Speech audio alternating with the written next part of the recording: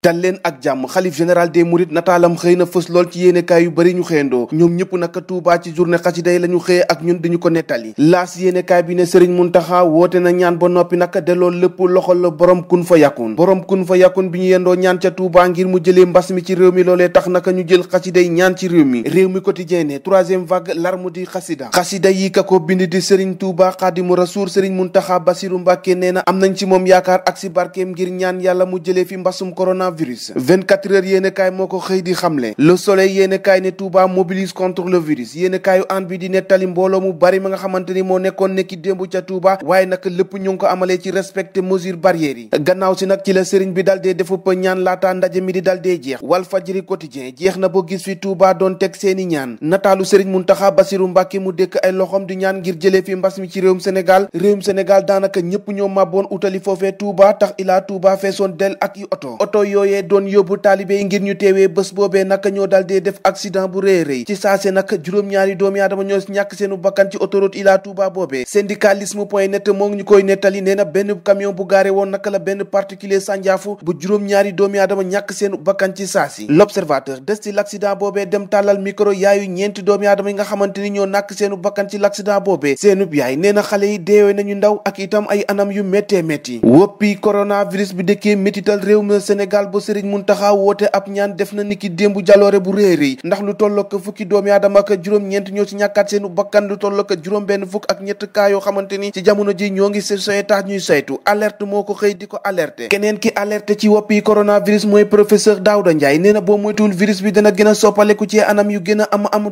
dooley coronavirus ci diwaanu Ndakaaru loolee tax nag critique yéene kaay xëy samp ab laaj ndax rek waruñu quarantaine diwaanu Ndakaaru ndax mu ni booy xool diwaanu Ndakaaru moo ëpp liy faatu ci woppi coronavirus moo ëpp itam ñiy laale ci mbas mi ci coronavirus Le Quotidien yéen kaay xëy dalal ñaari professeur di professeur Ibrahima Seck ak professeur Souleymane Mboup professeur Seck ci biir yéen kaay bi la mu xamle rek moo di il faut que rek ñu jekkalaat yéen ci services chirurgicaux yi wala sax ñu cof yéen ci mesure de restriction yi naataangoom bi di professeur Souleymane Mboup nee na variant delta bi nag ñeenti fan képp lay def rek ne fàng ci sa biirub yaram Sud Quotidien ñoom ñaar ñooñu la xëy naka tax mu ne les professeurs Ndiaye et Mboup son l'alerte ci woppi coronavirus boobee tax ba yenn ci parti politique réer mer kenn déggatul leen ñooñee la Tribune yéene kaay xëyee l'info yéene kaay xëy fësalu nataalu Abdoulaye Wade wooteek alliance su kuje gi parti démocratique sénégalais nag xiiru na ci kaw Macky Sall élection locale yi coow la ko topp du gaaw a jeex ndax ñañuy duppee les primo votants seenu pëmbindu ci liste électorale yi bari na lool coow la ca am Le Témoin yéene kaay moo ko xëy di témoigner professeur Babacar Diop njiital parti les Guelwaar mer na nag jëmale ci Félix Antoine Diome mi ministre bi nga lool lépp lu jëm ci kaaraange biir réew mi ndax docteur Diop nee na Félix Antoine Diome moomee moo ko lankal rek la ñu duppee récépissé ci parti boobee ñu duppee les Guelwaar bi kay léegi leer na nañ gayndeek Sénégal bi di Edouard Mendy niki démb defatina jaloore bu rëy gannaaw Ligue des champions moom ak waa Chelsea nee nañu doñet niki démb nag super coupe seen kanamu Villarreal ki ñu bëggoon a rey niki démb ci kanamu kër Waly Balago Seck nag M Gaye la nee nañu daal ab maçon la niki démb daal lañ ko fa bet nee nañu daal da doon sëriñ ci woykat bi di Waly Balago Seck kon ñoo ko déggandoo jaageen jëf